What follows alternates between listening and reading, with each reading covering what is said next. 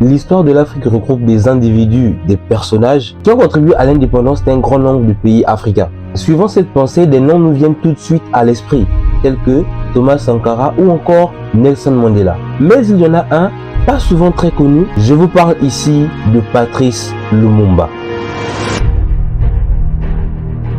Lui, c'est Patrice Lumumba. Il est né le 2 juillet 1925 à Anonoa, une ville située au centre de la République démocratique du Congo. Alors il faut savoir que le petit Patrice Lumumba naît dans une famille modeste. Le petit Lumumba reçoit une éducation fortement influencée par le catholicisme. Et déjà, dès ses premières années, le petit s'en sort très bien à l'école. Sauf que à cette époque-là, la RDC, donc la République démocratique du Congo, est à ce moment une colonie belge. Et donc au cours de la poursuite de ses études, le jeune Patrice Lumumba est un garçon qui est très éveillé, excellent à l'école de par ses résultats, mais il aime particulièrement lire et s'informer. Au cours de la poursuite de ses études, Patrice Lumumba est tellement brillant qu'il se fait remarquer par les autorités belges alors dirigeantes de la colonie de République démocratique du Congo à ce moment-là. Et il veut faire de lui un représentant auprès du peuple. Donc une personne qui appartient à leur système et qu'il pourrait utiliser comme bon leur semble. Et donc Patrice Lumumba commence sa carrière en tant qu'employé de bureau dans une mine congolaise, puis comme journaliste à Léopoldville, l'actuelle Kinshasa. Étant en plein dans ce circuit-là et des affaires assez importantes dans le pays,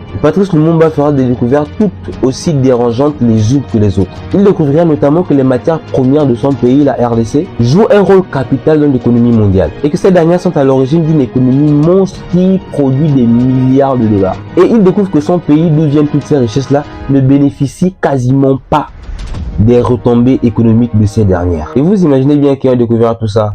Le jeune Patrice Lumumba était vraiment estomaqué. Et tout ceci le révolte tellement qu'il décide de se lancer dans le militantisme afin de militer pour le droit des Congolais.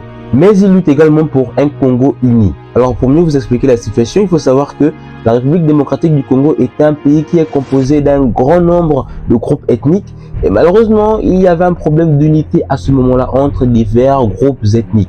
Donc il y avait beaucoup de divisions entre ces derniers. Donc le but pour Patrice Lumumba était déjà de remettre en avant une sorte d'unité du peuple congolais. Mais dans le prolongement de ces actions militantes, Patrice Lumumba savait qu'il ne pouvait pas agir pour l'instant. Il ne pouvait pas s'élever contre les voix du pouvoir belge. Il devait se préparer afin de venir et être sûr que ses actions auraient une portée forte afin de réellement bouger les choses. À ce moment de l'histoire, je pense qu'il est plus que nécessaire de rappeler quelque chose de très important. Il faut savoir que Patrice Lumumba, dans toutes ses actions, c'est une personne qui a toujours milité avec une façon de voir les choses très pacifiste. Pour lui, même si un peuple devait revendiquer ses droits, cela ne devait en aucun cas se faire avec la violence. Et donc lui, son but était que les Congolais et les autres, donc y compris les Blancs, puissent vivre en harmonie et dans le respect et la considération de chaque individu. Maintenant que ceci est dit, on continue. Au même moment des années 50, il faut savoir que l'Afrique est dans une ère très particulière, l'ère indépendantiste. L'immense majorité des pays africains commencent à prendre leur indépendance. Et dans ce temps-là, Patrice Lumumba s'est mis à rêver d'un Congo indépendant. Les Belges étaient bien conscients de la vague indépendantiste qui sévissait dans la plupart des pays africains et savaient qu'à un moment donné, les Congolais devaient également revendiquer leur indépendance. Et donc, le but pour eux était de mettre une personne qui soit à la tête de l'État, qui pourrait assurer leurs intérêts dans le pays et leur permettre de continuer d'exploiter les ressources de la République démocratique du Congo. En décembre 1958, Patrice Lumumba est invité à une conférence qui se tient à Accra, au Ghana, afin de parler avec d'autres personnalités influentes du continent et dans quelle mesure les pays africains devaient réellement prendre leur indépendance. Et lorsque Patrice Lumumba arrive à cette conférence, il est choqué.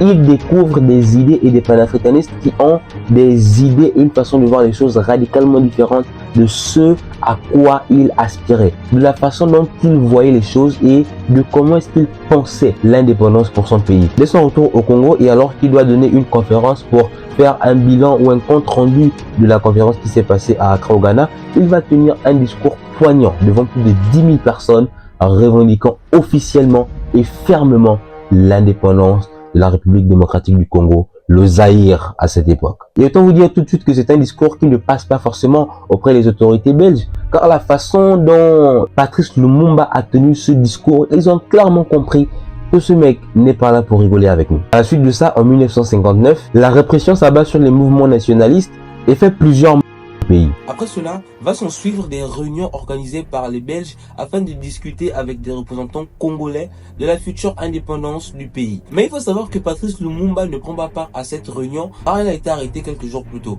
Clairement pour éviter qu'il ne puisse faire le fauteur de troubles dans leur pourparlers. Mais au cours de cette réunion et contre toute attente, tous les représentants congolais décident de ne faire aucun effort tant que Patrice Lumumba ne sera pas libéré. Et dans la foulée, puisque le peuple congolais commençait à réellement manifester en faveur de la libération de Patrice Lumumba, eh bien le gouvernement et les autorités belges sur place n'ont pas voulu s'attirer les foudres de tout ce peuple et ont décidé de le libérer. Et c'est ainsi qu'un accord a été trouvé pour l'indépendance de la République démocratique du Congo le 30 juin 1960. Une date qui aujourd'hui encore reste gravée dans les livres d'histoire congolais et dans les archives tout simplement du Zaïre. Mais sauf que vous en doutez bien dans cette affaire, le but pour les Belges est de garder une main mise sur les ressources du Congo et de continuer à les exploiter. Sauf que comme vous le savez déjà sans doute si vous avez bien suivi la vidéo, Patrice Lumumba ne permettra pas ce genre de choses. Pour lui, les ressources du Congo sont aux Congolais. Alors vous imaginez bien, les Belges ne vont pas l'entendre de cette oreille et vont malheureusement commettre l'irréparable. Merci d'avoir regardé la vidéo les amis, on s'arrêtera par là aujourd'hui. Il y a beaucoup de choses à dire sur Patrice Lumumba et donc là j'ai décidé de ne prendre que la première partie, donc sa vie de façon générale. Hein. Donc je vous sortirai une autre vidéo ce mercredi qui vous parlera de comment est-ce que Patrice Lumumba a été éliminé et pourquoi et surtout par qui. On comprendra mieux comment ça s'est passé. Restez connectés les amis, restez branchés. Je vous sors cette vidéo ce mercredi à partir de 18h30. Merci, abonnez-vous pour ceux qui ne l'ont pas encore fait, abonnez-vous, lâchez-moi un pouce bleu vers le haut et lâchez-moi aussi tous les commentaires que vous avez dans la section commentaires. Moi je vous dis à la prochaine, au revoir.